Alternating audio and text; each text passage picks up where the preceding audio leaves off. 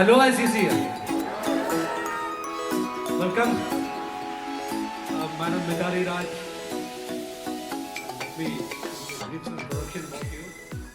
She is, nevertheless to say, the icon of India. On behalf of ACCL, it gives me an immense pleasure to welcome you, ma'am, to the celebration as we celebrate womanhood on this International Women's Day, one day in advance.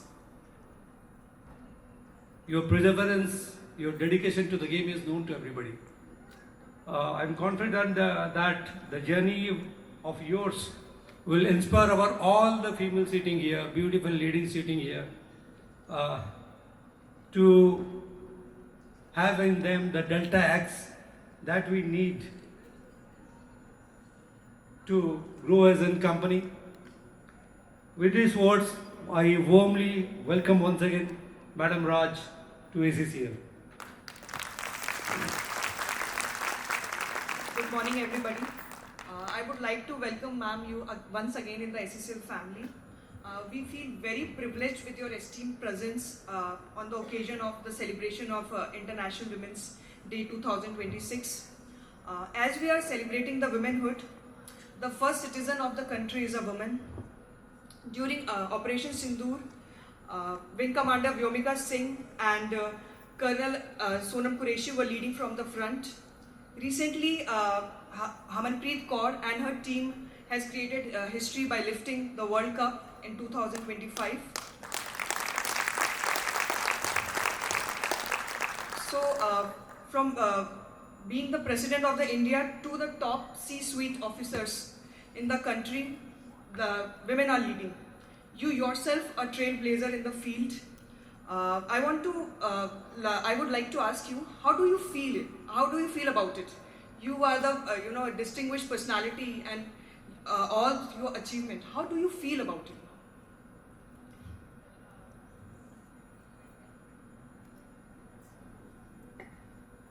Well, I can say that the world has, of course, has seen me accomplishing a lot of things, but there has been a lot of people's sacrifices behind making me the player that I am, and it is never easy for women in our country to get into fields where the path was not structured for them in the past, but have to really dig deep to make pathway for more women to come into different fields. And today every field you take, you have a role model as a woman. So as a society, as a country also, we've come a long way. We still do have a lot of work to do in pursuing women empowerment, but the growth has obviously has been exponential in the last 4 or 5 years. To see every part of the society wants to develop women in different aspects and giving them more opportunities. Ma'am हम एक शुरू से शुरुआत करते हैं. Like जब आपने अपना खेल स्टार्ट किया तो it was just a fun outing with your brother. आपने अपने भाई के साथ क्रिकेट खेलना just घर से निकलने के लिए and just started like that only. Then भाई से क्या क्रिकेट नहीं खेला, उनके पापा इनको लेकर जाती थी because he was a late riser, she was a late riser. तो उनको उनके भाई के जो क्रिकेट एकेडमी में लेकर जाते थे कि वो जल्दी जाकर देखे. और one day she started that कि मुझे भी क्रिकेट खेलना है. started like that. When did you realize, ma'am, that you want to pursue this as a career and you want to go into this field? क्योंकि मैं बहुत young I have got into cricket, और जैसे sir ने कहा है कि I am being a pretty lazy kid at home. सुबह उठने में मुझे बहुत प्रॉब्लम होती है. Even today I am not an early riser, लेकिन क्योंकि डैड इज़ फ्रॉम एयरफोर्स, तो डिसिप्लिन जो है घर में इज़ द कॉर्नरस्टोन, कि हर कोई डिसिप्लिन होता है, हर कोई अर्ली राइजर था अपार्ट फ्रॉम मी. तो इसीलिए मुझे ले जाते थे मेरे भाई के साथ एकेडमी. और आई एम श्योर ये सभी लोगों से रेजोनेट होता है कि जब आपके पास बड़ी बहन हो या बड़े भाई हो तो यू वांट टू, आप चाहते हैं कि वैसे ही करें जो वो कर रहे हैं. तो मुझे भी खेलना था क्रिकेट क्योंकि मेरा भाई खेल रहा था, वो अपने स्कूल लेवल तक खेला है. तो उस एकेडमी में मैं सुबह उठ के उनके साथ जाती, अपना होमवर्क करती और फिर मैं देखती काफ़ी लड़के क्रिकेट खेल रहे हैं। तो एक दिन मैंने कहा कि डैड मुझे भी खेलना है, क्योंकि भैया खेल रहे हैं तो मुझे भी खेलना है। तो उन्होंने कहा कोई लड़की दिख रही है एकेडमी में? तो मैं कहा नहीं, तो ये लड़कियों के लिए नहीं है। तो मैं कहा चलो ठीक है, तो हो सकता है ये स्पोर्ट लड़कियों के लिए नहीं है, क्योंकि मैंने कोई लड़की नहीं देखी एकेडमी में। पर मेरा भाई का जो कोच है वो हर रोज़ देखता था कि ये लड़की अकेली 6 बजे शार्प आती है एकेडमी में, तो चलो इसको थोड़ी टेनिस बॉल्स खेल के देखते हैं कि ये कैसी खेलती है। क्योंकि हो सकता है मैं काफ़ी ऑब्जर्वेंट रही एज अ किड, तो मैंने थोड़ा सा पोटेंशियल दिखा दिया कि मैं भी ठीक ठाक क्रिकेट खेल सकती हूँ, थोड़ा बहुत बैटिंग कर सकती हूँ। तो उन्होंने सजेस्ट किया था मेरे फादर को कि ऐसा महिलाओं का क्रिकेट है, वुमेंस क्रिकेट है, और आप अपनी लड़की में इन्वेस्ट करिए, हो सकता है वो इंडिया खेल जाए, पर आपका बेटा इतना ज़्यादा इंटरेस्ट नहीं दिखा रहा है स्पोर्ट में। तो आई थिंक वो थोड़ा सा शिफ्ट, वहाँ पे थोड़ा सा माइंड शिफ्ट हो गया मेरे फादर का, कि उन्होंने सोचा चलो इसको भी थोड़ा अपॉर्चुनिटी दे देते हैं। तो उन्होंने कहा मैं इसी एकेडमी में ज्वाइन करना चाहता हूँ मैं अपने बेटी को। तो उन्होंने कहा ये एकेडमी लड़कियों को एनरोल नहीं करती है, it is exclusively boys camp, तो आप अपनी लड़की को कहीं और एनरोल करें। और उस वक्त मेरे ही स्कूल में एक कैंप चलती थी लड़कियों की, स्कूल टीम की, तो वहाँ पे मैंने ज्वाइन किया, और वहीं से मेरी प्रोफेशनली शुरुआत हुआ training under my late coach mister Sampat Kumar. और आई थिंक वो चीज़ थोड़ा सा चेंज हुआ वहाँ पे माइंडसेट। मैं कहूँगी कि मैं बहुत छोटी थी, आई वॉज जस्ट 10 साल की थी, तो ऑब्वियसली मुझे नहीं पता कि ये स्पोर्ट मुझे कहाँ लेकर जाएगा। But credit to my father, क्योंकि वो सोचे कि चलो इसको एक अपॉर्चुनिटी देते हैं, and he was very much interested कि उनकी एक बच्चा कम से इंडिया खेले। तो स्पोर्ट में बिल्कुल पैसा तो नहीं था वुमेंस क्रिकेट में, ना ही लोग पहचानते कि वुमेंस क्रिकेट है, या फॉर्मर कैप्टन्स जैसे शांता रंगास्वामी हो या डायना एडुलजी हो, क्योंकि वुमेंस क्रिकेट टीवी पे नहीं आती है। तो मुझे भी नहीं पता अंटिल मैं सीनियर लेवल खेली कि चलो इंडियन वुमेंस टीम है और ये सारे मेरे सीनियर्स हैं। तो वो जो ऑब्सक्यूरिटी है वुमेंस क्रिकेट का काफ़ी लंबा चला, कि काफ़ी लोगों को नहीं पता था कि वुमेन क्रिकेट खेलती हैं, इवन 80s में। लेकिन काफ़ी ब्रेव डिसीजन था मेरे फादर का कि मुझे इस प्रोफेशन में डाला, और प्रोफेशनली चाहते थे कि मैं इस प्रोफेशन को टेकअप करूं। मैम, आपके दोनों आपको स्पॉट किया था ज्योति प्रसाद जी ने, then your late coach Sampat Kumar ji ने, was a very tough coach, I got to know. क्या कर रहे होते थे आपसे?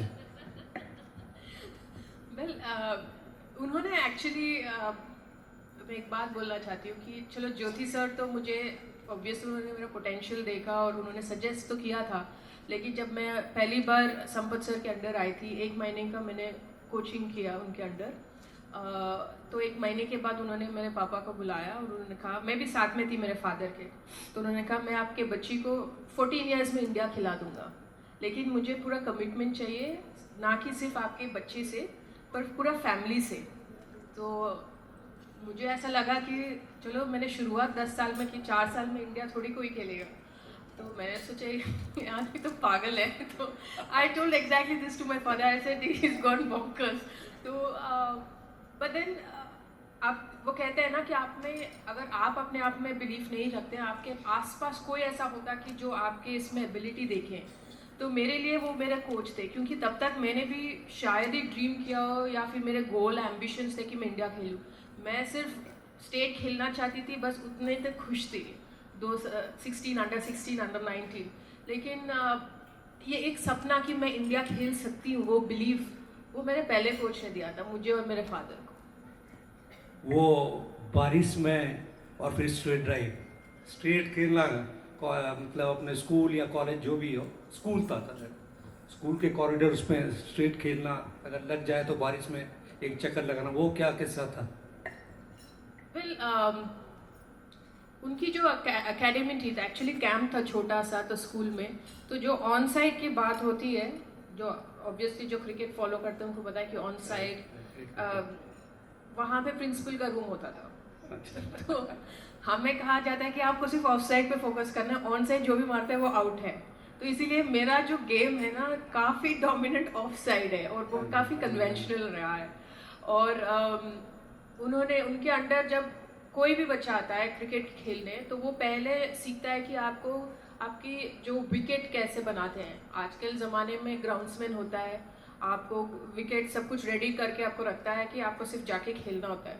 उस दौरान हमको खुद ही हमारा जो विकेट प्रिपरेशन हमको करना पड़ता है, एक घंटे पहले आके रोलिंग करना, मैट पे नेल्स लगाना, क्योंकि टर्फ विकेट उस दौरान सिर्फ मेन क्रिकेटर्स को होती थी और अच्छा लेवल खेलने वाला player.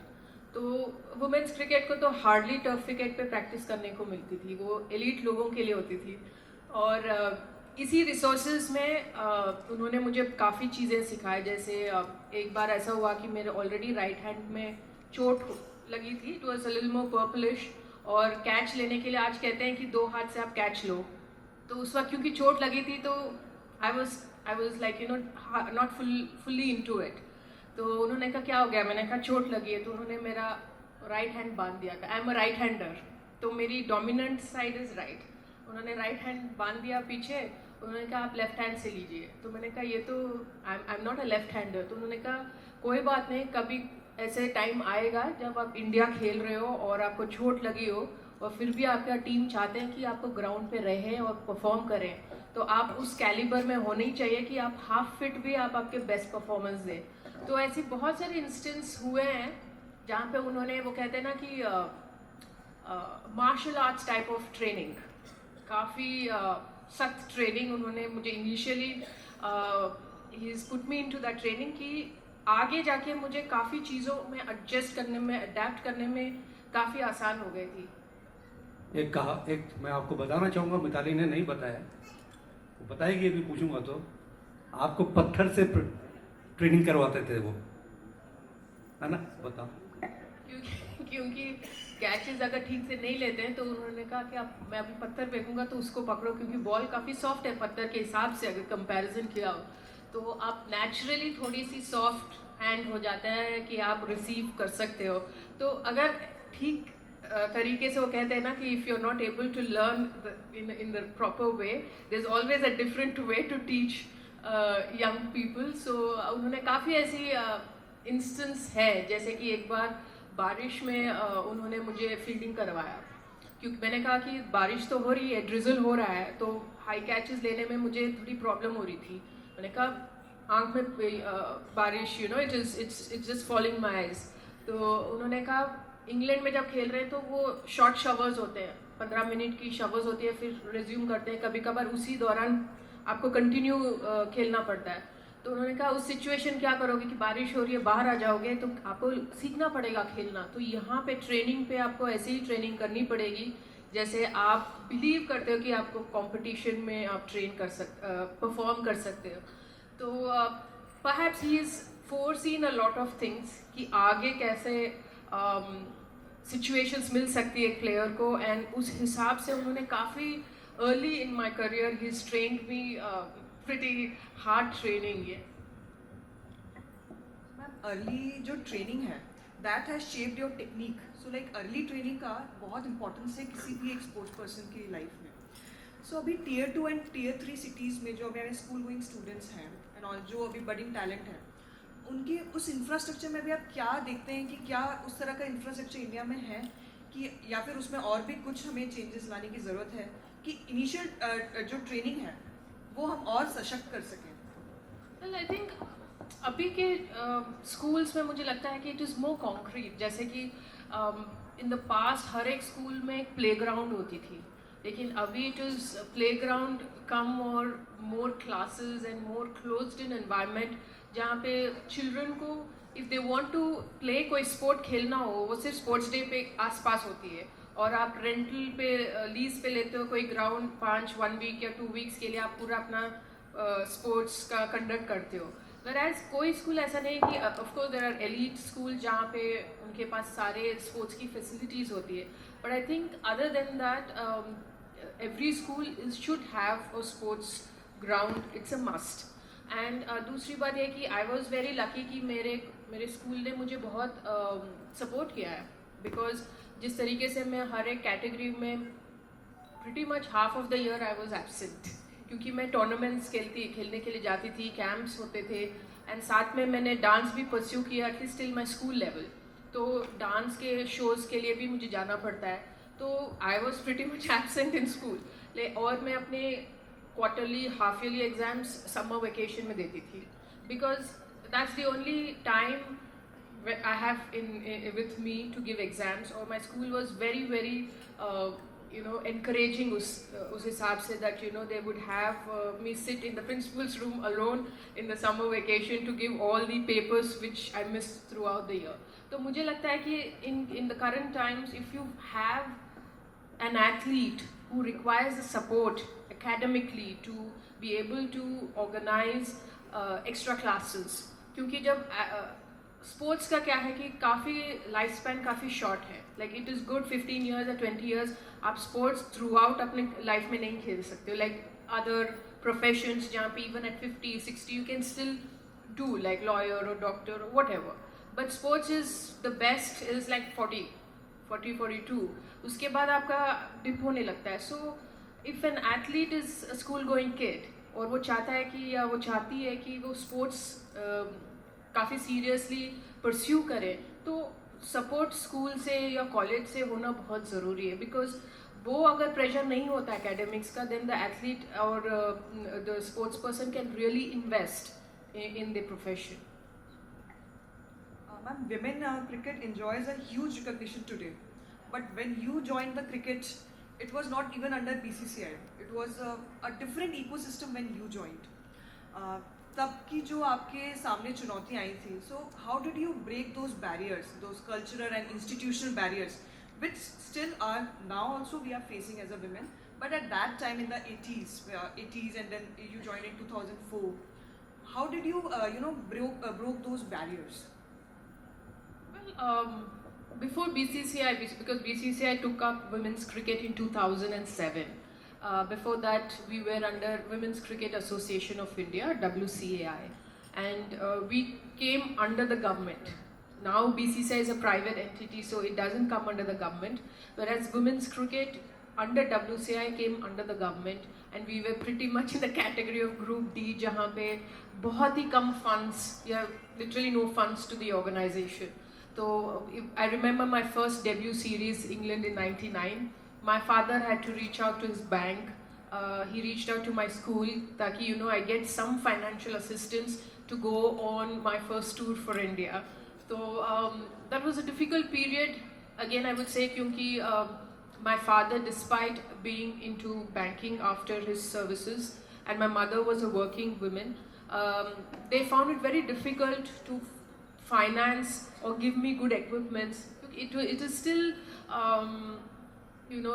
the bats, the leg guards is a little expensive. It's not for lower middle class family where they can afford to give every 4 months a good equipment for the kids. So back then it was a tough ask for my parents to give me that, and then to put me on a tour when the state association didn't have funds.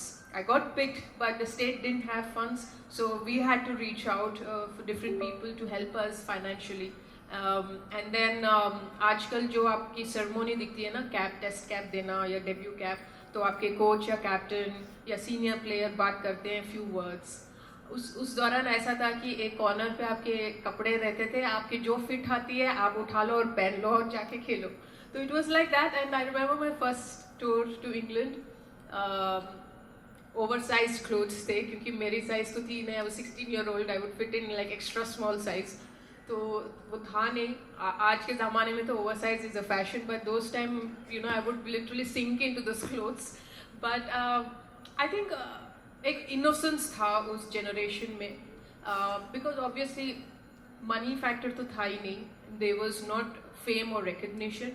But जो थोड़ी बहुत groups होती है, parents, coaches, friends के parents जो आके देखते हैं, जो encourage करते हैं, वो काफ़ी it was not diluted version of appreciation.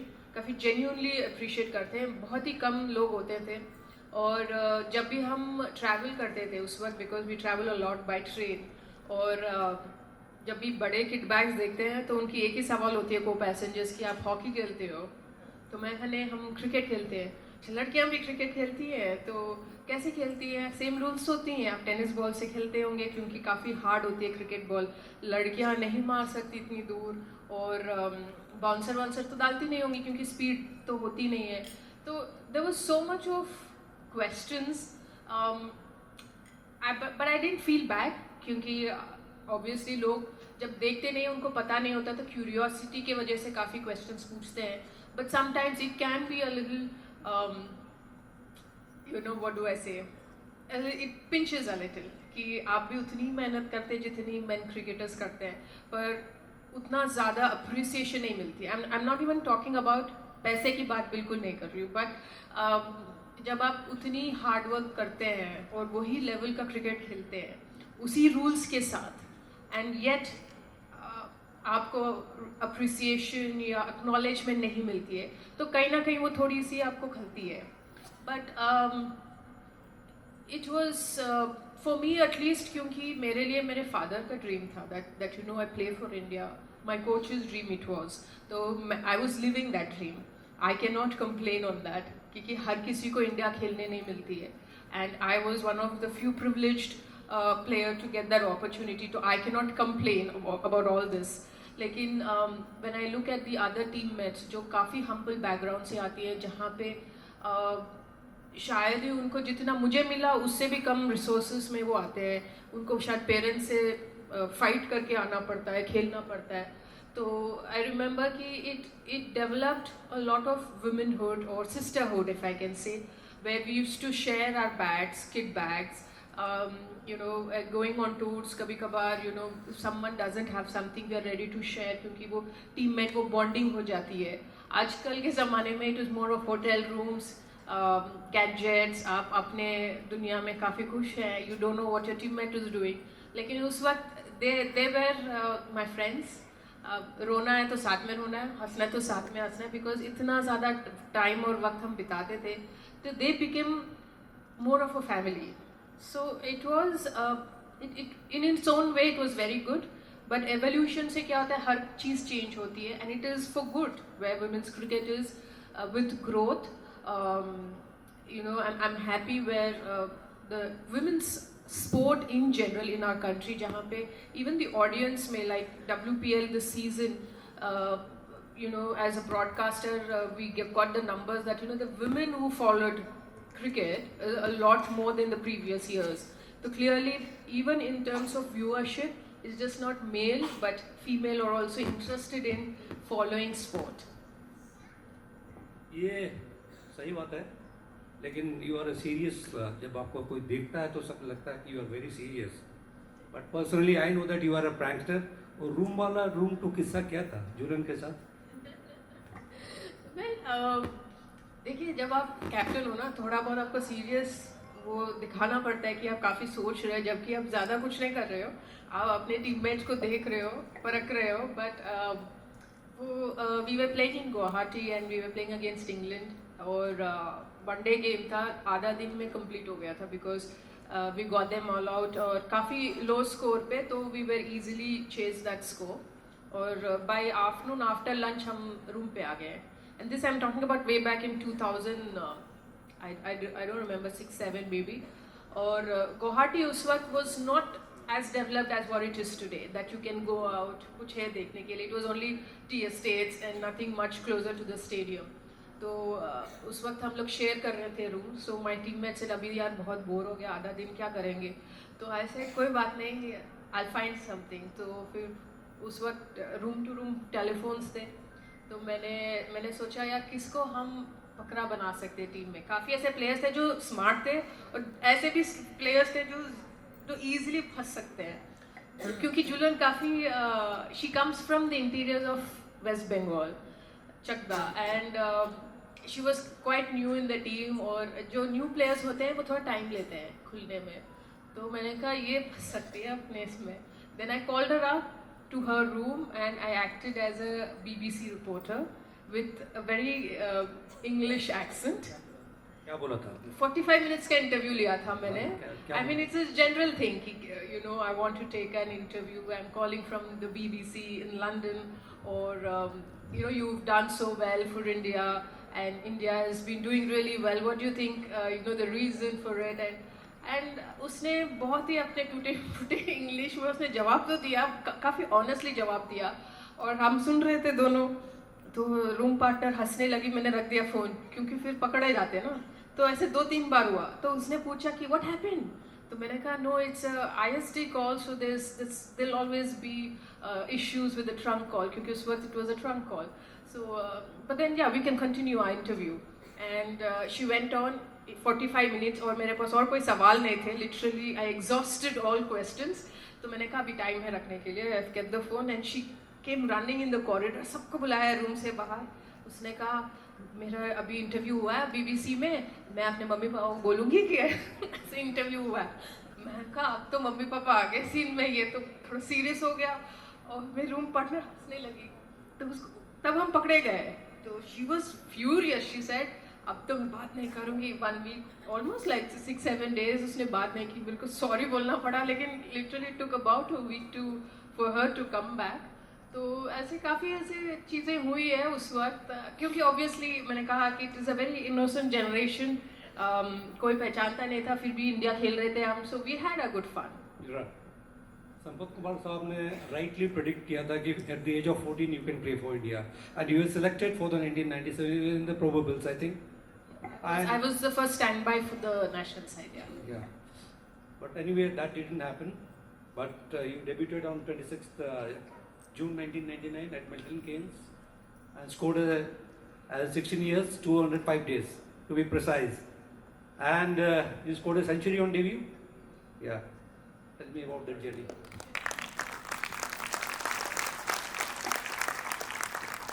Well, I think it was. It wasn't the social media generation, so when I scored 100, मुझे सिर्फ ऐसा लगा कि इतना बड़ा expectation कम हो गया, because as 16-year-old जब आप जा रहे हो आपके first tour abroad और आपको गेम मिल रही है, तो काफ़ी ऐसे expectations यहीं से बोल रहे थे कि तुमको score करना है, we sacrifice so much, ये वो dad का expectations, coach का expectations, सारे जो लोग who've seen me train, उनकी expectation. और जब मैं जा रही थी अंदर, just before walking into bag, जो टीम मैनेजर थी उस वक्त, she was also from Hyderabad, Jyoti Joshi. So she's like, सुन मितू इधर आ. I said yes ma'am. तुम्हें पता है ना कि अज़हरुद्दीन ने डेब्यू सीरीज में 300 लगाए हैं. मैं कहा हाँ, तो तुम्हें भी करना है. मैं कहा मैम थोड़ी देर के बाद तो बता ही सकती हैं, अभी तो मैं जा रही हूँ बैटिंग करने आपको. So she just put so much of pressure on me that you are also from Hyderabad, तो वो भी हैदराबाद का है, उसने किया तो तुमको भी करना चाहिए. So but nobody really realized that I was a young 16-year-old and I was just getting to play my first game for India. So when I scored my 100, I was only relieved that I managed to score at least 100 on debut. And but then if you ask me abhi, if going back in time, I would say that young girl, just enjoy your debut game, irrespective of performance, because every first time doesn't come again and again. Debut match हर वक्त नहीं आता है, आपका first 100 नहीं आता है every time. First are always very special, so one should always feel the essence and the moment of it. Yeah, that was my experience as a 16-year-old. Finally I got some runs. I think by the age of 21 you were the Indian captain.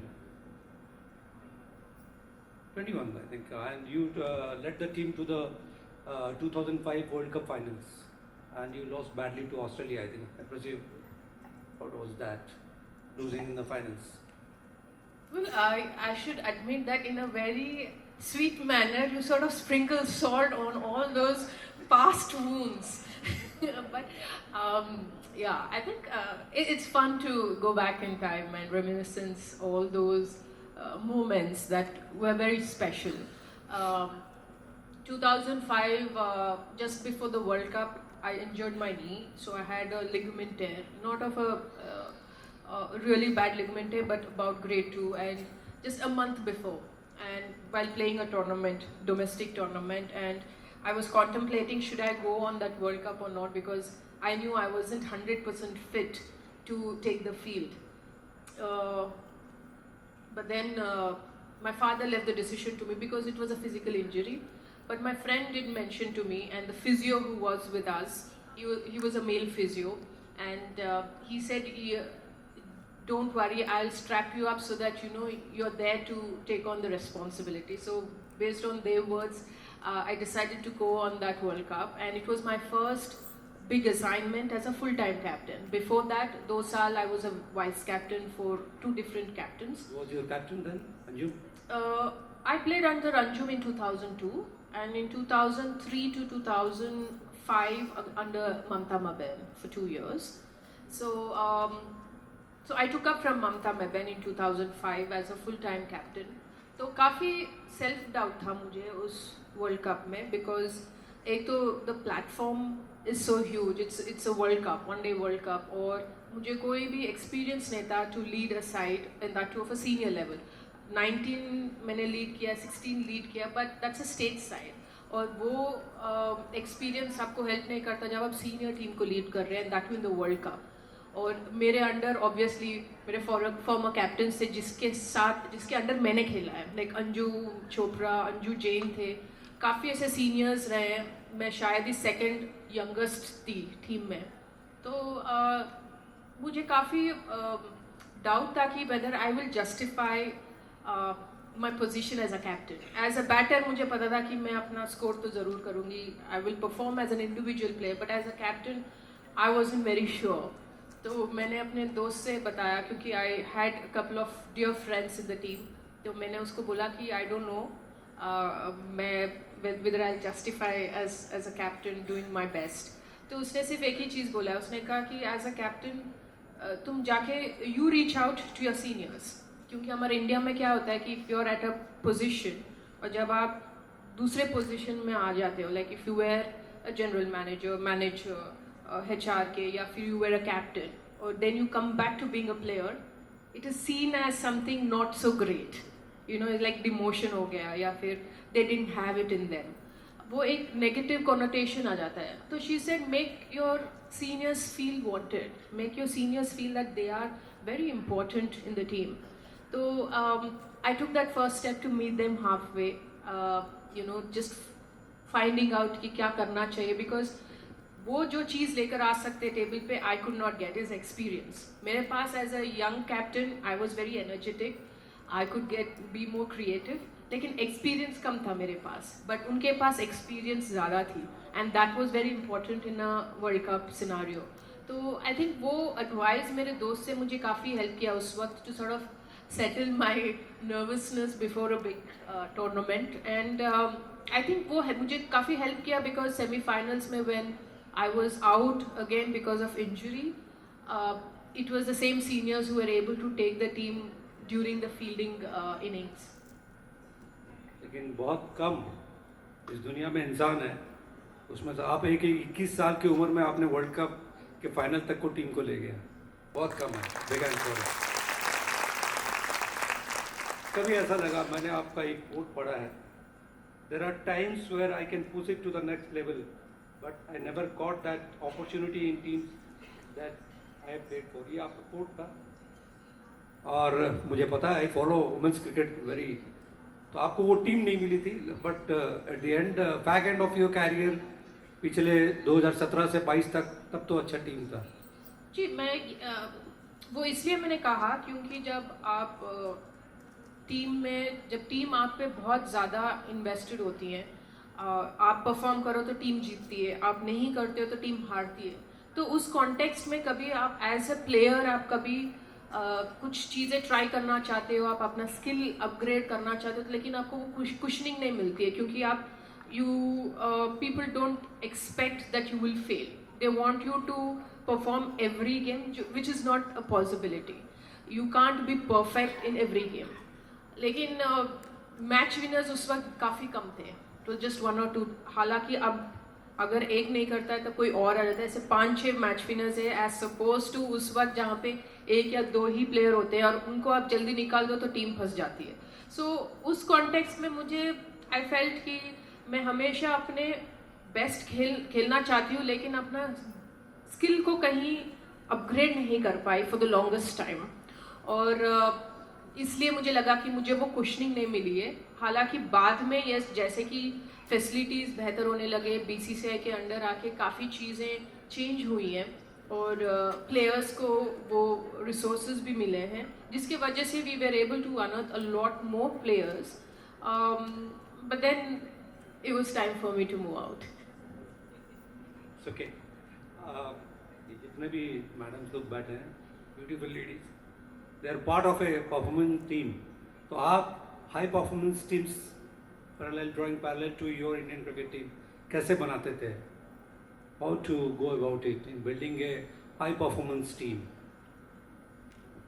I think जब कोई भी team आप बनाते हो, सारे players या सारे लोग उस टीम में एक समान नहीं होते in terms of your skill, in terms of your mental makeup, जो माइंडसेट होती है। हर कोई अलग अलग लेवल्स या अलग अलग स्टेजेस में होते हैं। तो एज अ लीडर आपको वो आइडेंटिफाई करना पड़ेगा कि कौन किस स्टेज पे है और क्या उनको मोटिवेट करता है, क्या इंस्पायर करता है। क्योंकि हर एक इंसान, क्योंकि India is so vast, we come from different parts of our country with different culture, different heritage, different language, and different exposure. जैसे कि सिटीज़ में अलग एक्सपोजर है, आप इंटीरियर्स जाओ, विलेजेस जाओ, डिस्ट्रिक्ट्स जाओ, वहाँ पे अलग एक्सपोजर है।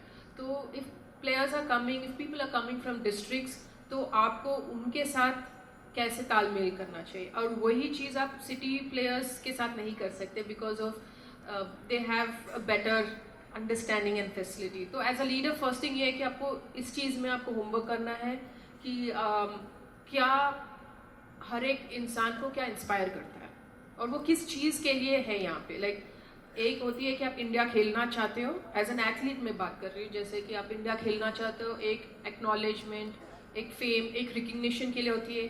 कोई इंसान, कोई अदर प्लेयर वो कमाना चाहता है थ्रू द प्रोफेशन। तो हर एक इंसान का अलग अलग रीजंस होती हैं, वो एक चीज़ होती है। और दूसरा ये है कि कलेक्टिवली आप क्या कल्चर बना रहे हैं उस एनवायरनमेंट में, पॉजिटिव कल्चर जहाँ पे हर कोई एक्सप्रेस कर सकता है अपनी आइडियाज़, अपने थॉट्स को बिना कोई जजमेंट के। क्योंकि सोसाइटी में हम काफ़ी इजीली हर किसी को जज कर लेते हैं विदाउट इवन थिंकिंग ट्वाइस कि वो इंसान शायद कुछ प्रॉब्लम्स हो जिसके वजह से वो ऐसा बिहेव कर रहा हो। तो एक चीज़ ये कि आप जब टीम बना रहे हो तो आप जजमेंटल ना बने उन लोगों से जिन लोगों से आप साथ में काम करने वाले हैं या साथ में खेलने वाले हैं। और कल्चर काफ़ी बड़ा चीज़ होता है। जितना आप एज अ टीम एक कल्चर आप फॉर्म करते हो, आप रिप्रेजेंट करते हो, उस चीज़ को हर रोज़ you have to work on it. ना कि आपने रख दिया पेपर में 10 पॉइंट्स हैं, अब यही है हमारा कल्चर, लेकिन हर कोई को फॉलो करना पड़ता है। तो I think that is very important. And high performance is something you try and pick few things which you do every day. जैसे कि एज एन एथलीट अगर हम हमारे फंडामेंटल्स, जो हम चीज़ को फाउंडेशन जो हम कहते हैं हर एक फील्ड में, अगर वो फाउंडेशन हर रोज़ आप पॉलिश करते रहेंगे तो वो स्ट्रॉन्ग होते जाता है।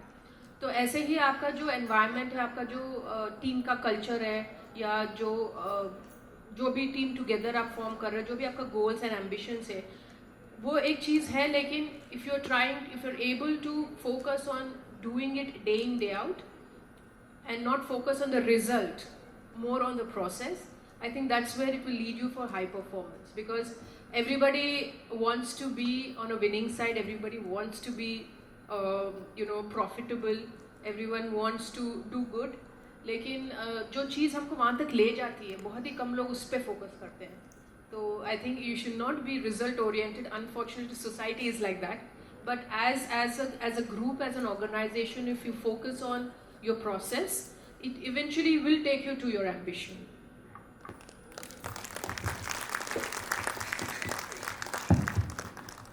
2005 के बाद फिर दोबारा 2017, काफ़ी लंबा 12 साल का journey. And I was following that match and the semi-final also, when Harman played a Kapil Deshki innings and you were in the finals. At in 44.4 overs, you were 200 for 6, and you needed only 28 runs. India needed, and everybody choked out. It was very heartfelt for me personally. और आपको कैसा लगा था as a captain? Well अभी तो हम जीत गए world cup, तो उस वुंड पे तो अभी हील हो गया है वो आपके लिए हील होगा, हमारे लिए हील नहीं हुआ है. Can never. हाँ. वेल आई थिंक देखिए हर चीज़ हो सकता है उस वक्त we perhaps weren't ready for being a world champions. I would say that is because हमारी प्रिपरेशन सही थी, बट हम काफ़ी मैचेस क्लोज आके we were losing, not just in that world cup final in 2017, उसके पहले भी काफ़ी ऐसे मैचेस थे जो क्लोज आते थे. और नॉकआउट्स का हमेशा ये प्रेशर तो होता ही है कि आज अगर if you supposedly have a bad day you can not go forward in the tournament. But I could see a huge change when the girls played last year in the World Cup. That is because of a huge credit to BCCI because they started Women's Premier League. अब उसमें क्या हो गया कि every game WPL या IPL हो, हर एक game is a high intensity game. Right? आप ये नहीं कह सकते कि you know 30 रन चाहिए, 4 ओवर है, it is not achievable. आज के टाइम पे it is you can win from any point, right? So when you do that time and again, like if you play out of 10, 8 games of high intensity, every game you're getting your best. So what you're preparing, your mindset has changed.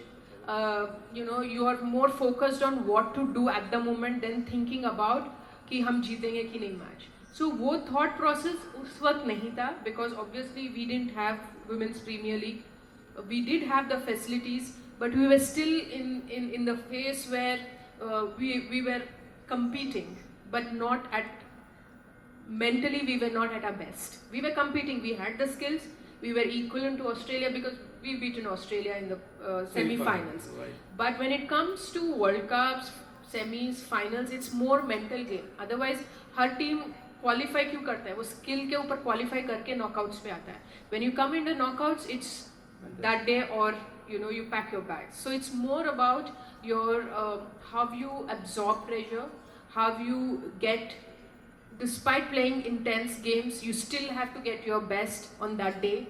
You have to be mentally strong enough to be in the moment, to plan and execute with all the pressure and expectation on people watching you. You still have to execute your plans. You still have to be physically fit and mentally fit to get that going. So I think perhaps we were overawed by you know not the opponent but the environment. We were playing at Lord's. We've never played in a packed stadium, especially Lord's. That was a first experience for all of us, apart from me and Julan जो 2005 के players थे when we played that World Cup final. There was a huge difference. आप कह रहे थे 12 साल में बहुत चीज़ें change हुई थी. Of course team has changed, a young captain to the oldest member in the squad. And then the people, we were in WCI in 2005. 2017 we were wearing a BCCI logo. In 2005 it was IWCC. In 2017 it was ICC. And then 2005 में जब finals खेल रहे थे, there's hardly anybody in South Africa. ना ही यहाँ पे कोई television में आप देखे वो मैच होगा. Nor it was covered in newspaper. 2017 it was on television, it was on social media, it was on newspapers. Our honorable Prime Minister tweeted. There were everybody watching that game. So for us, it was a new experience कि इतना लोग देख रहे हैं. Suddenly, out of the blue, पूरा light आपके ऊपर है. You are caught like a deer in the flash, right? You don't know like drums beating. Very similar to men's cricket, but we were not accustomed to it. We were used to playing in empty stadiums. कोई नहीं है, हम फिर भी खेल रहे हैं, हमारा ही आवाज़ सुनाई दे रहा है. But there you were on television. Everybody were watching every step that you were putting. You were under a microscope where you know everything was minutely looked into and talked about. So वो perhaps we were not able to absorb and be there. And हमने semi-final खेल के we travelled to London and within a span of 2 days we were playing our finals. तो क्या होता है कि one is you finished a very high intensity game and then you didn't have time to process that you're in the finals. You've beaten one of the best side in the tournament. Whereas अगर last year की World Cup की बात करें, they finished the semi-final, they were ready for the finals. तो वो जो shift होती है mind shift, I think that was a huge difference. Otherwise उस टीम में इस टीम में ज़्यादा फर्क नहीं in terms of skill, but it is more to do with how strong mentally you are that you bring to the competition arena. But destiny also played a part. आपका spikes अटक गया and you were run out. हो सकता है कुछ numerology का problem हो सकता है. No, it is the fact. It was 2017. I don't remember the date, but आजकल काफ़ी चीज़ें होती है ना, that you know 9 months and stuff like that. तो हो सकता है ऐसा कुछ हुआ होगा उस वक्त. And had it not been Mitali अगर आउट नहीं होती तो वो अकेले ही Well, देखिए, I think even if I get out, फिर भी वहाँ पे पूनम राउत थी who was playing on 80. There was Harmanpreet Kaur who was playing on 50. तो ऐसा नहीं कि we were not in a good position. very well. But I think certain things do happen for us to reflect back and realize what else is required to get to the next level. अगर हर कोई पहली मौके में कर लेता है तो then it is not worth pursuing, isn't it? Right. लेकिन ये दूसरा मौका था, लेकिन दूसरा मौका था आपके लिए. And to be honest, I follow women cricket बहुत follow करता हूँ. And because of you only, not only you, now there people have come. मैं दूसरा चीज़ बोलना चाहता हूँ कि जब फिर उसके बाद T20 में हरमन कैप्टन बनी और वर्ल्ड कप में सेमीफाइनल में आपको खेलने नहीं दिया गया. वो मुझे पर्सनली, मैं जब वो टीम अनाउंस हुआ और आप नहीं थी, तब मैं जिसके साथ मैच देख रहा था, मैं उसको बोला इंडिया आज हारने वाला, वो हार गया वेस्ट इंडीज से शायद, है ना? मे बी उसका तो what was that? Well, I think that's the thing when जब आप when you're playing under somebody and they play under you, एक थोड़ी सी belief होती है, like you follow certain beliefs and values. जब आप वाइस कैप्टन बनती हैं थोड़ी चेंज होती हैं क्योंकि आपको इनसाइड द टीम डायनामिक्स आपको डिस्कस करना पड़ता है. टीम सिलेक्शन कैसा होता है, कैसे टीम फॉर्म करना चाहिए, वो आपको थोड़ा सा इंफॉर्मेशन मिलती है when you are a vice captain. फिर वहाँ से आप जब कैप्टन बनती है तो एक अलग एक्सपीरियंस मिलती है क्योंकि आप पे रिस्पॉन्सिबिलिटी है. टीम अच्छी करी तो आपको वाह, टीम अच्छी नहीं करती आपको क्रिटिसिज्म मिलती है, उस चीज़ को कैसे लेना है. फिर टीम डायनामिक्स को, तो हर एक लेवल पे मैं कहूँगी अपना खुद का एक्सपीरियंस भी आपको सिखाएगा कि आपको कैसे एडजस्ट करना है. लेकिन the bottom line is you got to be flexible enough to know you have no answers, like you will not know everything, but as and when you grow into that role you'll start to find your own way, or you'll find your own ground to stand on, and your own experience will help you along with the guidance from the people who've been before you. I think that's crucial because usually we don't reach out to people for suggestions or advice. We think that मैं सीख लूँगी, I'm good, I'm intelligent enough, but when people have already treaded that path before you, they are in a better position to give you more better suggestions. How to deal with setbacks? How did you deal with the setbacks in your career, with your evolving roles? Like, but everything doesn't go as we plan.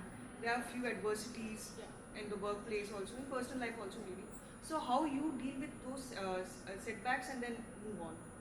Well, if we want to grow, growth happens from a place of uncomfortableness. Growth happens from a place where there is challenge, right? If there is no challenge, I don't think we will ever grow or we will go to the next stage. As much as we all work on a physical ability, हर कोई कहता है do some activity, sports Khelo, gym जाओ, do walking. That is more for a physical strength. But how often do we invest in enhancing our mind or our emotional level or our mental level? We don't work on it. What I would say is read a lot. I do read. apart from when I was playing, because it expands your mind to different perspectives. And setbacks are nothing but for you to go back to the blackboard and realize, like, again, structure it, what has gone wrong, what better you can do. And it gives you more insight into your own person that you are. Yes, it is very difficult when we perform, when we train very hard, and we expect that there are times when even I have felt कि मैंने काफ़ी hard work की है and वहाँ जाके Australia में I have not scored runs. It's very disappointing and sometimes it's heart breaking, but in a way it develops the resilience in you to again come back. मेरे साथ काफ़ी लोगों ने in the corporate sector they've asked athletes क्यों इतना resilient होते हैं, उनमें वो fighting spirit कैसा होता है. हम कोई different नहीं है. We every time come back to playing is because चाहे बारिश हो या even if it is summer, it doesn't matter. I score 100 doesn't matter, I score a 0 doesn't matter. I turn up for training. So every time you push your limits, even on days when you don't feel like doing it, you are developing the resilience and the fighting spirit to not give up. And that is what one should do when they are facing a phase where they feel nothing is working. Still do things that you feel is required and is important, because through that phase you are learning to endure, you are learning to become strong, and in a way you are working on your mind as well to get it more mentally strong, and eventually you'll find a way, you'll find a solution, but don't give up. 23 साल madam आपने international cricket खेला. जब आपने शुरू किया होगा your reflexes will be very soft. मैं भी क्रिकेट कर रहा हूँ मैडम, तो मुझे पता है. और जब when you are nearing end of your career reflexes कम हो जाते हैं मैडम.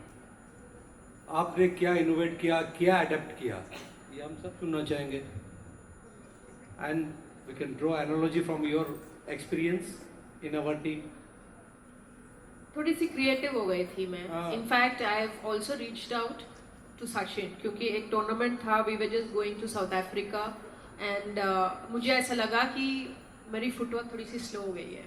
फास्ट बॉलर को मैं उतना ज़्यादा क्विकली रीड नहीं कर पा रही थी, and I was not so confident when I'm playing them. So Mumbai में कैंप था, then he came to meet the girls. तो मैंने उसको पूछा, मैंने कहा you were also in my position. That's where I'm coming. Like he was also in my position where in his later stages he would have felt कि उनका जो footwork है slow हो रहा है. तो I asked him, I said, what did you do? Suggest me something so I can work. I want to get better. I'm going to South Africa.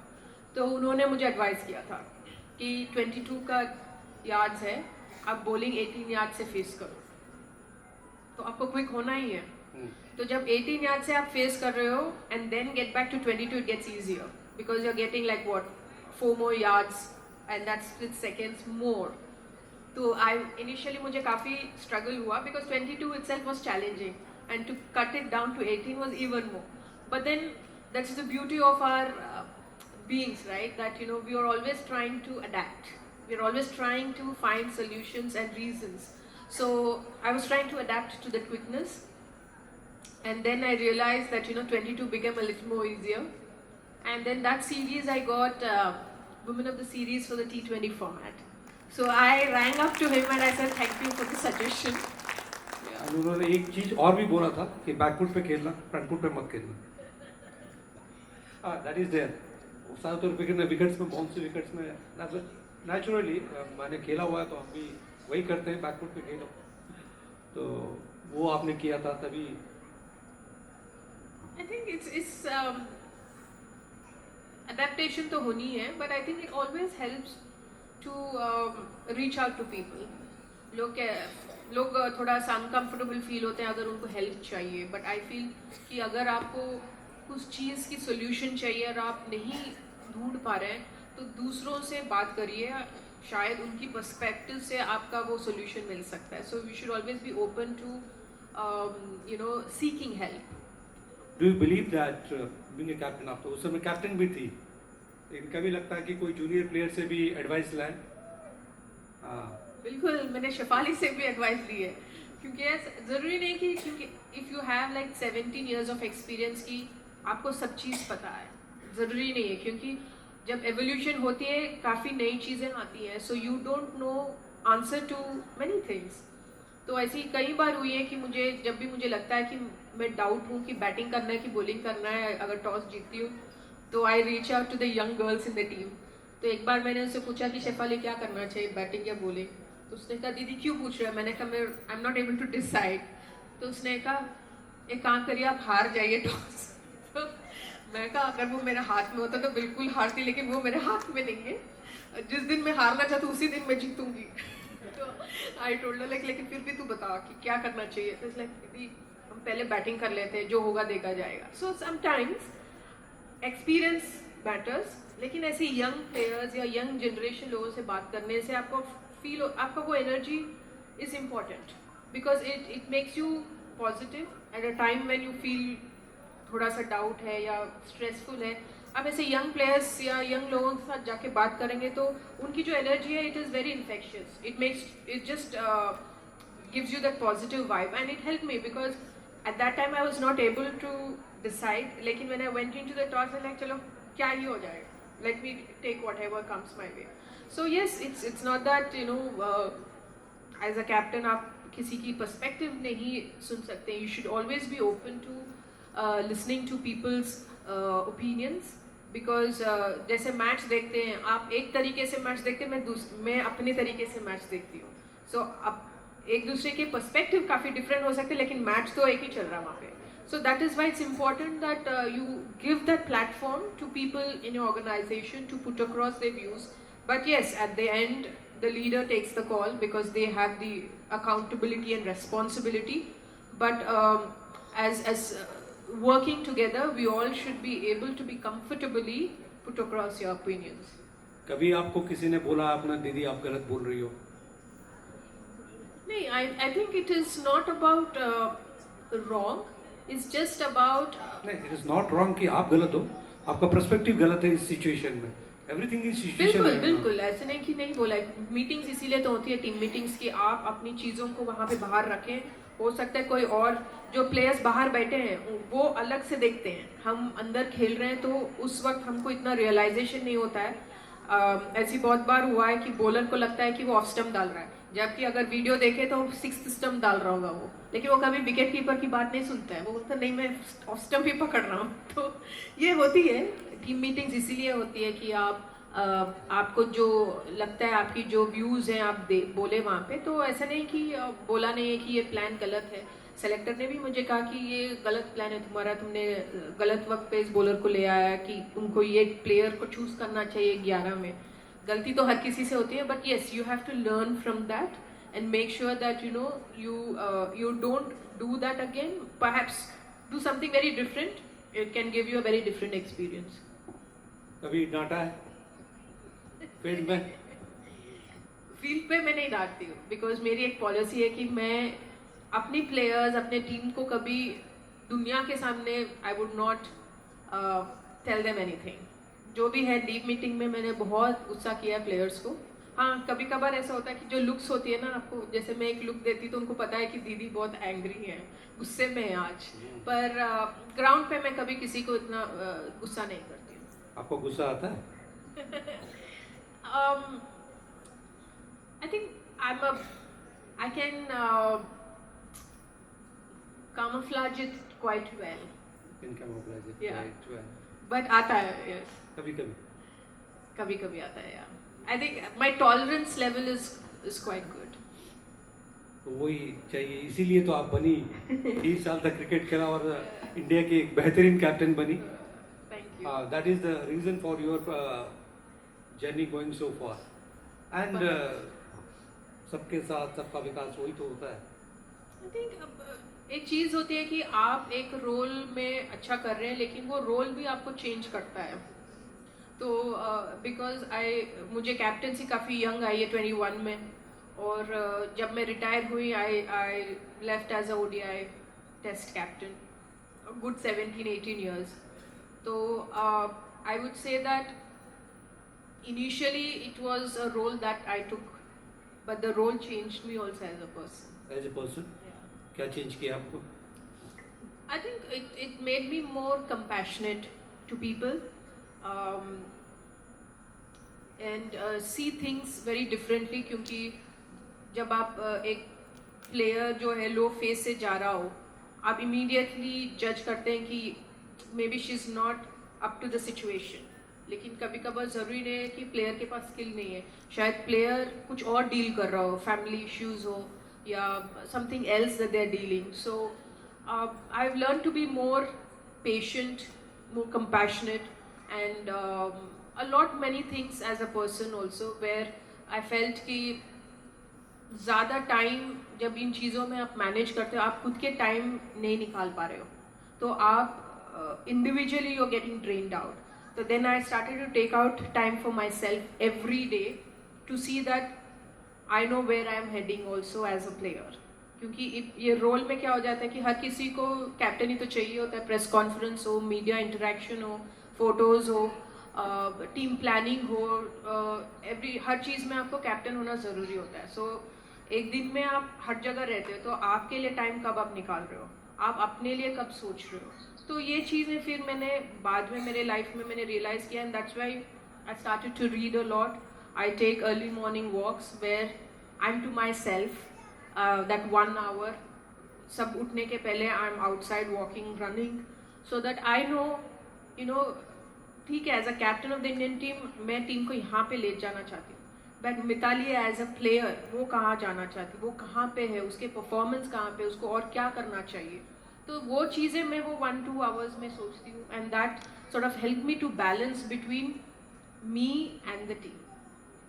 एक photo आया मीडिया में कि आप इनिंग्स, आई थिंक पूनम और something somebody else was opening the innings and you were supposed to go 1 down and you were reading books. ये क्या match के दौरान किताब पढ़ना? वो इसलिए क्योंकि वो थोड़ा सा नर्वसनेस होता है, हर किसी को होता है, तो उसको थोड़ा सा बैलेंस करने के लिए.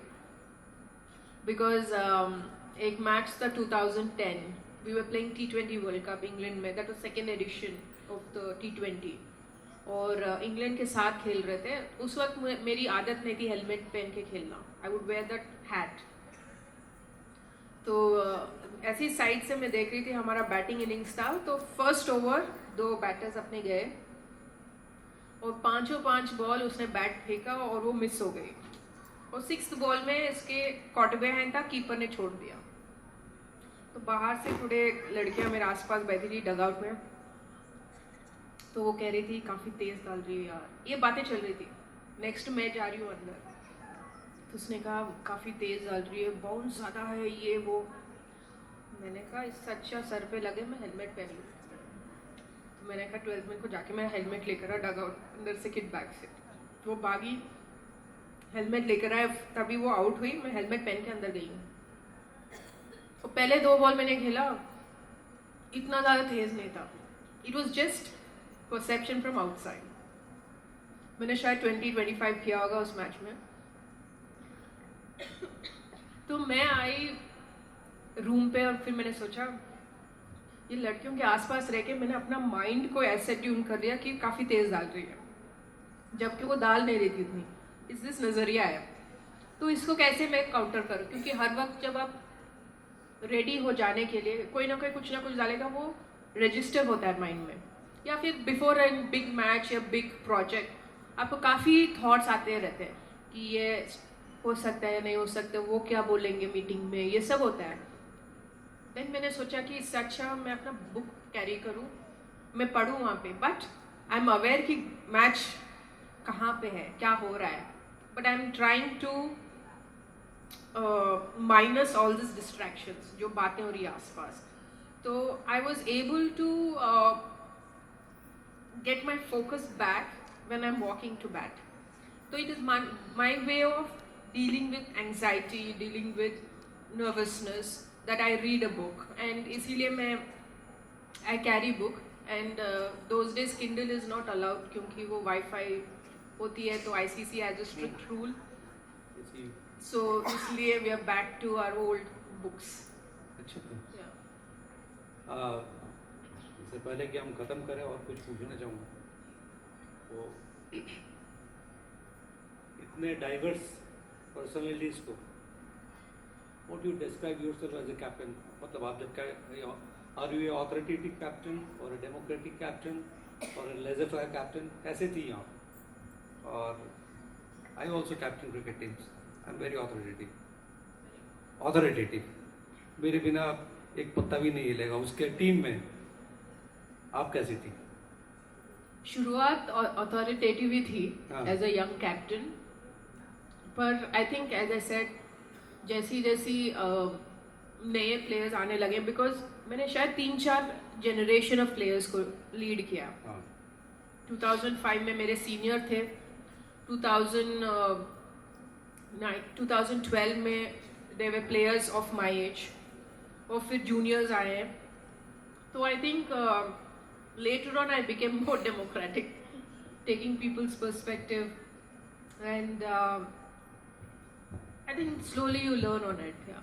वो क्या है कि operative I didn't mean that, मतलब एक डेमोक्रेटिक आप तो पर्सपेक्टिव लोगे, टीम में मीटिंग्स में तो लोगे ही, लेकिन on the field I am telling you, on the field जब टीम परफॉर्म नहीं कर रहा है या फिर कुछ everything doesn't go according to your plan, तो एंड यू डिस्ट्रप्शंस भी आते हैं काफ़ी, नॉट कि मैच में डिस्ट्रप्शन ऐसे कि कोई बहुत ही अच्छा बॉलिंग करके 6 विकेट आपका गिरा दिया and you are all out for 26 at some point, तो उस जगह आपको क्या डिसीजन लेना पड़ता है या फिर कैसे आप वो सेटबैक से कम बैक फिर नेक्स्ट मैच में कैसे आते हो? I think individually setback deal करना काफ़ी इजी होता है एज अ टीम।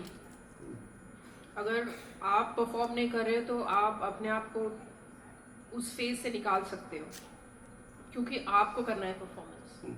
लेकिन एज अ कैप्टन अगर एज अ टीम आप नहीं कर पा रहे हो तो आपके अंदर इतने सारे इंडिविजुअल्स हैं, हर किसी को मोटिवेट करना it can be very challenging, difficult. तो वहीं कल्चर आता है कि आप एज ए यूनिट जो हर रोज आप कल्चर पे इन्वेस्ट कर रहे हो वो कितना स्ट्रॉन्ग है कि आपको एज ए टीम आपके उस स्टेज से निकाल सकते हैं, फिर get you back into winning ways. If not winning ways at least team टूटने से बचा सकते हैं। तो इसलिए मुझे लगता है कि as a captain it is very important कि आप अपना ऑर्गेनाइजेशन का कल्चर सेट करो कि what does the organisation stand for, and that is when it will help you in your leaner phases as an organization to bounce back quicker, because you can remind your people and the players that this is what we stand for and we should work towards it. So you are again pulling everybody towards one vision or one goal. It is very challenging because when everything is good everybody are happy. When things are not good, outside factors come in a lot more and divide people. So that's where I think as a captain your role becomes more important. Yeah, you have to cocoon बनाना पड़ेगा अपने players के लिए, बाहर की influence बंद करने के लिए।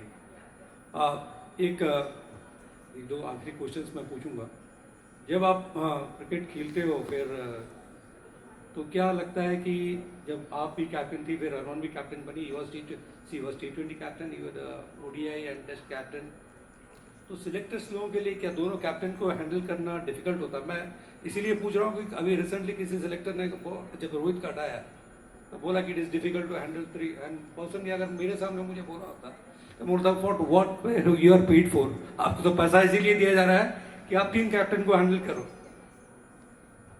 Well, see, that's what I say. Communication is very important. In 80s, 90s, क्योंकि there's not much known to people. People would enjoy sport for what it is. Now, when the sport is spinning a lot of money, and then you have to be accountable, and then there's a lot many other factors come into it, the not so good factors. So I would say that yes, there are times when one player is all format captain. It certainly is better, I would say, because the players feel the consistency of a leadership in all formats. They don't have to adjust to say A or B or C. But when you have different captains for a different format, then I think somewhere, I'm talking from the player's perspective, that you tend to, if you're not in one format and you want to play another format, you tend to sort of, get more inclined towards the other captain, because you're already playing one format, so you're good. You want to crack into another format, captain is different, so you do certain things to get inclined there. So this spoils the environment, I feel. But then I won't say all format captain is the best. Selectors do have to find ways to pick the best team as per the captains of that format without having their likes and dislikes, because again, it's a profession. As you rightly said, you're paid for it. You are supposed to pick players on merit and the captain on merit. So yes, it is a tough job, again, I would say, as a selector, but if you're signed for it, you should be up for the challenge. Yeah. Right. And Bharatnatyam आपको मदद किया cricket में? I think yes, initially काफ़ी मदद किया है भरतनाट्यम, क्योंकि भरतनाट्यम में you align with the beat, क्योंकि जितना स्पीड होता है उतना ही आपका फुटवर्क होता है. उस स्पीड से आपको you have to keep up with the speed, and it's just not the footwork, it's the entire body aligned, like your hand movements, आपके expressions, आपके neck movements. I think it helped me to get better playing spin in cricket, क्योंकि मेरी footwork spinners के लिए काफ़ी अच्छी रही थी. I think that has helped, and also I was able to understand my body better, how I can sort of move from dance to cricket, and how my footwork was getting better the more I trained Bharatnatyam. एक question पूछूंगा madam, ये personal है, not, अगर आपको option दिया जाए कि Indian men's cricket team को आप कोच बने, तो बनोगी आप? अब करंट टाइम्स में तो बहुत मुश्किल है. नहीं, मुश्किल नहीं, इट्स अप टू यू. मतलब Well, see, I'm not into coaching, not yet. I believe I'm very good in administration, and I would like to use my experience in administration than in coaching. Coaching तो वैसे बहुत सारे लोग हैं, so, and coaching doesn't really interest me. I like to mentor players, which I'm doing already for Andhra State Association. I mentor the women's girls cricketers there. So that is something I believe personally that I can add more and not through coaching. Yeah. So खत्म करने से पहले कुछ rapid fire questions. Your favourite innings? My favorite innings, it's a tough one because there were 3-4 that I can think about, but I'll go with the semi-final of New Zealand 91 in 2005. That's your favorite innings. Your toughest opponent? I think Australia, because they are pretty ruthless in terms of competing. If you were captain, give any chance, whom you pick? McLennan or Ellis Perry? But because one is a pure batter, the other is an all-rounder, but Give any chance? Both in their prime, Yeah. I would pick McLennan. Oh, she's next to you. Sefali or Smriti? Well, see, I've liked the way Smriti has worked on her game, but I've always been very fond of Shefali. But you have to give, is this a diplomatic answer? If you have to pick somebody in your team, whom? There is a one spot. I would pick Shefali. Right. That's it. Rohit and Virat, if you want to pick, from ODI team, not other team, not Test, not T20, ODI. Rohit or Virat? I would pick Virat. Me, Rohit. One leadership mantra from all the audiences here. One leadership mantra. Leadership is such a vast subject, and to You pick have one. given many, but one-liner. Any mantra for all the aspiring women here? Yes, I think Any I mantra? would give, since you spoke about leadership and about women all over here, I think before we take on the role as a leader, we all have to lead our own lives first in the most positive way that we can. Unless you lead your own self, you cannot lead a bunch of people or an organization. So as women, I think everybody is a leader because they run a house, they bring up children, they look after everybody. So I think you should not look at leadership as a position. I would say look at it as a service, because that's what I did when I found it more difficult and challenging. I told my father I don't want to lead, and he said I got to serve our country through Air Force. You are able to serve a country through leading the side. So don't say you don't want to.